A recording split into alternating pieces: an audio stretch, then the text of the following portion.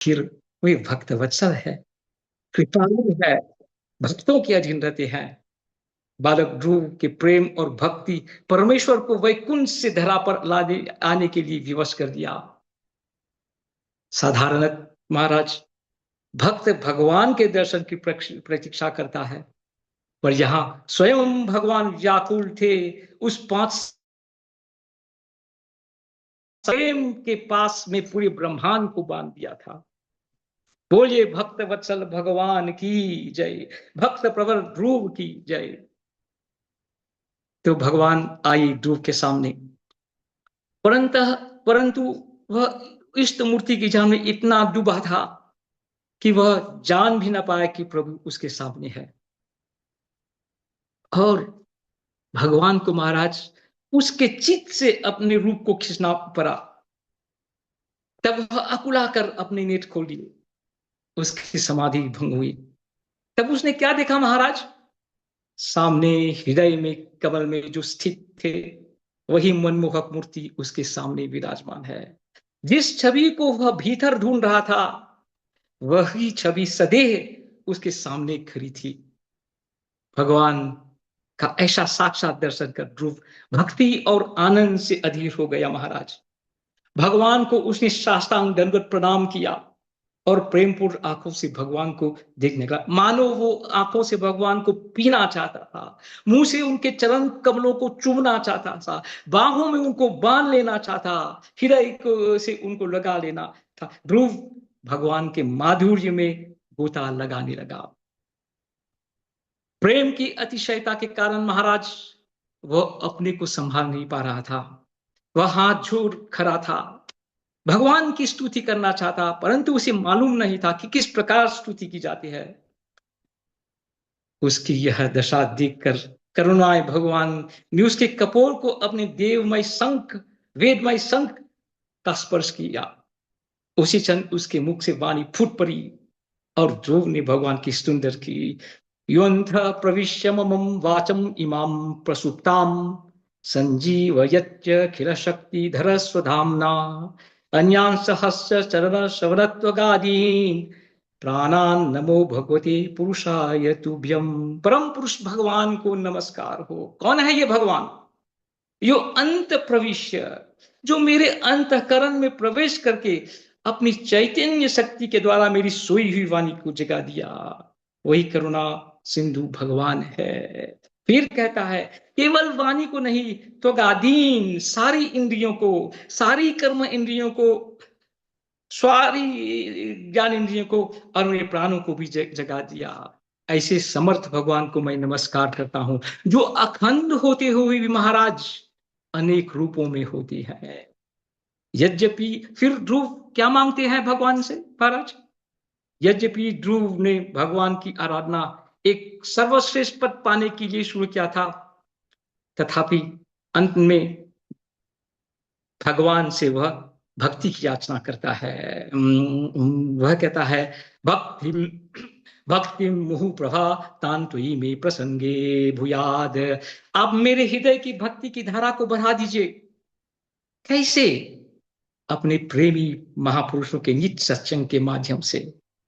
ध्रुव ने सकाम साधना से अपनी आध्यात्मिक यात्रा शुरू किया महाराज, पर अब वह निष्काम शुद्धा भक्ति की याचना कर रहा है। यह मानसिक परिवर्तन केवल भगवत कृपा से ही संभव है। भगवान ने ध्रुव को उसको अपना मनपसंद वरदान देकर कहते हैं, हे ध्रुव, जिस संकल्प से तुम यहां आए हो वह भी अवश्य पूर्ण होगा। मैं तुम्हें ऐसा पद दूंगा जहां से कोई भी तुम्हें हटा नहीं सकेगा। भगवान ने ध्रुव के लिए एक नया स्थान, एक अलग स्थान बना दिया, जो ध्रुव लोक के नाम से जाना जाता है। चंद्र तारे नक्षत्र सब उस लोक की परिक्रमा करते हैं महाराज। भगवान ने कहा, तुम उस स्थान पर निश्चित होकर निवास करना, लेकिन वहां जाने से पूर्व 36,000 वर्षों तक तुम यहां पृथ्वी पर राज करो। भगवान की बातों को सिरोझार कर ध्रुव वापस घर लौटा है। तो उसका स्वागत राजा उत्तानपाद ने बड़े ही स्नेह से किया। ध्रुव ने यथारीति से पिता को, माताओं को, गुरुजनों एवं अन्य को प्रणाम किया।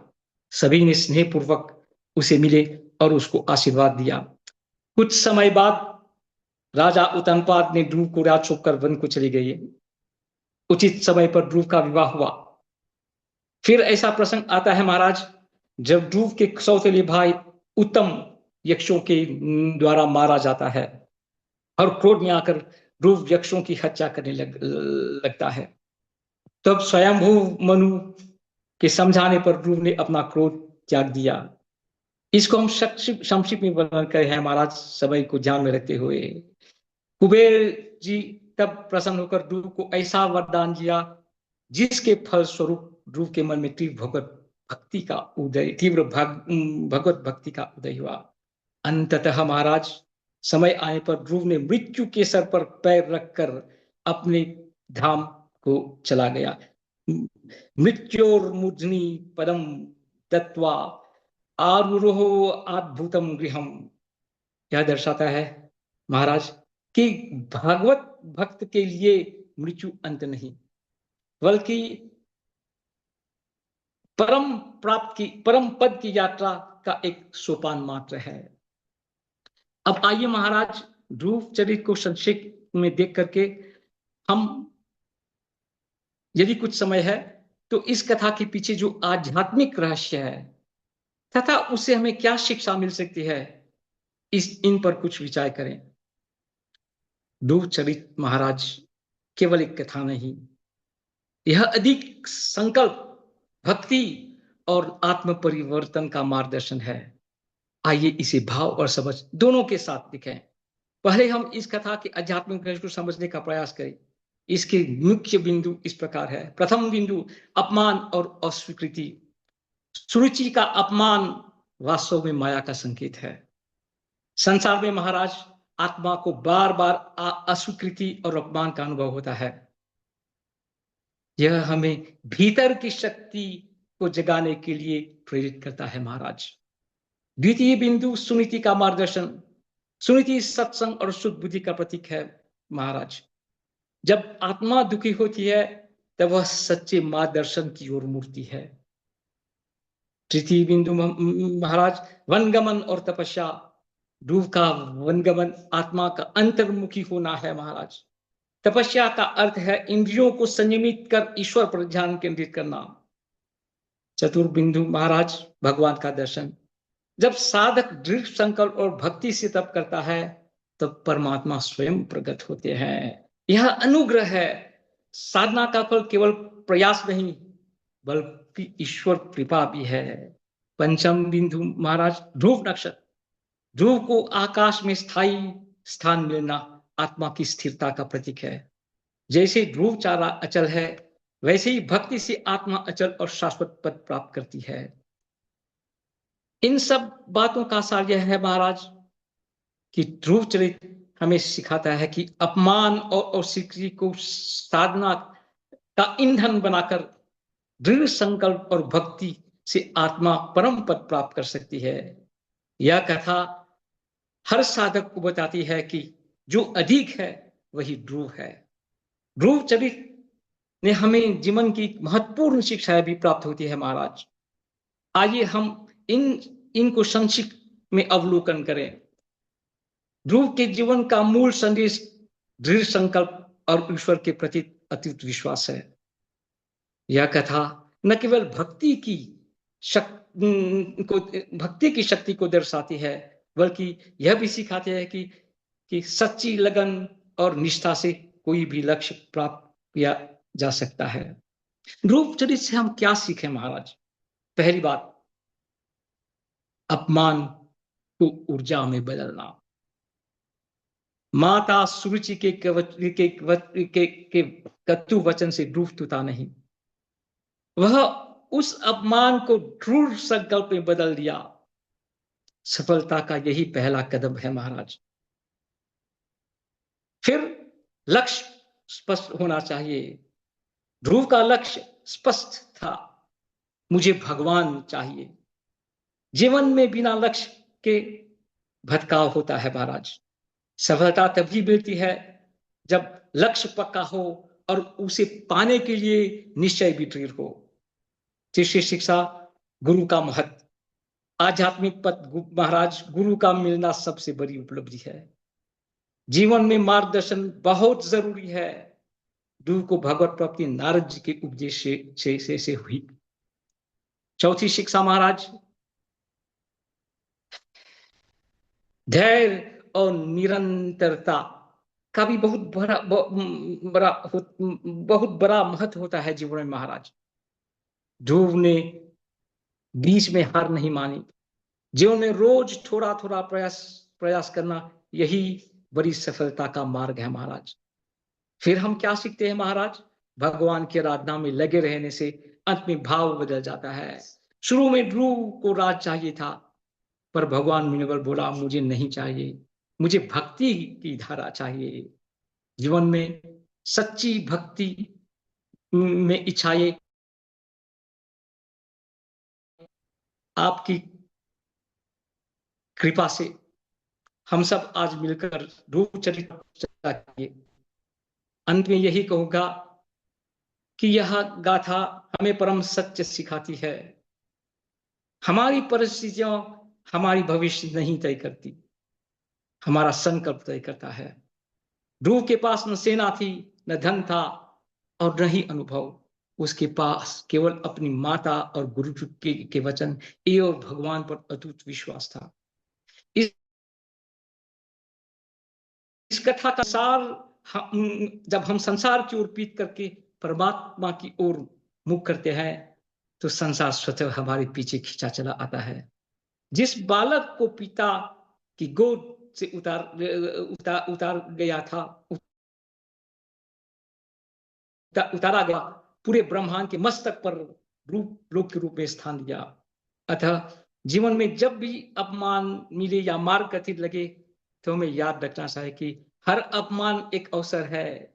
हर कठिन तपस्या एक नई ध्रुव लोक का निर्माण कर सकता है। शर्त इतनी होनी चाहिए महाराज कि ध्रुव की तरह हमें अधिक रहना चाहिए। जो अधिक है भगवान उसी के अधीन रहते हैं। अब मेरी वाणी को विराम दूंगा महाराज, यह कामना करते हुए कि आपका और भगवान का आशीर्वाद सदा मुझ पर बना रहे। मेरे सब पाठकों को मेरे साथ देने के लिए इस आध्यात्मिक यात्रा में कोटि कोटि धन्यवाद। यदि आपकी आज्ञा हो तो विदा लेने से पूर्व मैं एक भजन प्रस्तुत करना चाहूंगा महाराज। स्वागत है, स्वागत।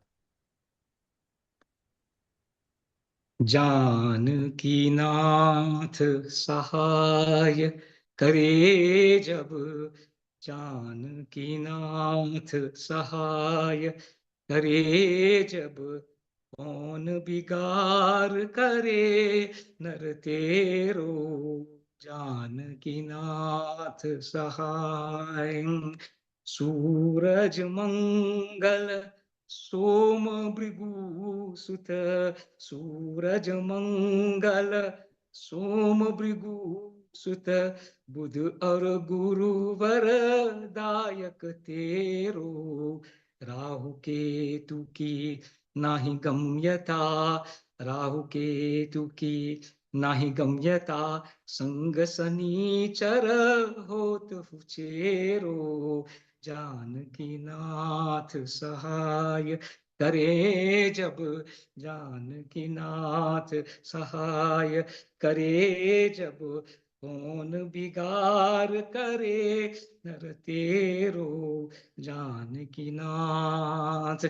जाकी सहाय करी करुणा निधि, जाकी सहाय करी करुणा दिनी, ताके जगत में भाग भरेरो, रघुवंशी संतन सुखदाई, रघुवंशी संतन सुखदाई, तुलसीदास चरणन के चेरो, जानकी नाथ सहाय करे जब, जानकी नाथ सहाय करे जब, कौन बिगार करे नर तेरो, जानकी नाथ। इति श्री कृष्ण परमस्तु। चरण स्पर्श गुरुदेव।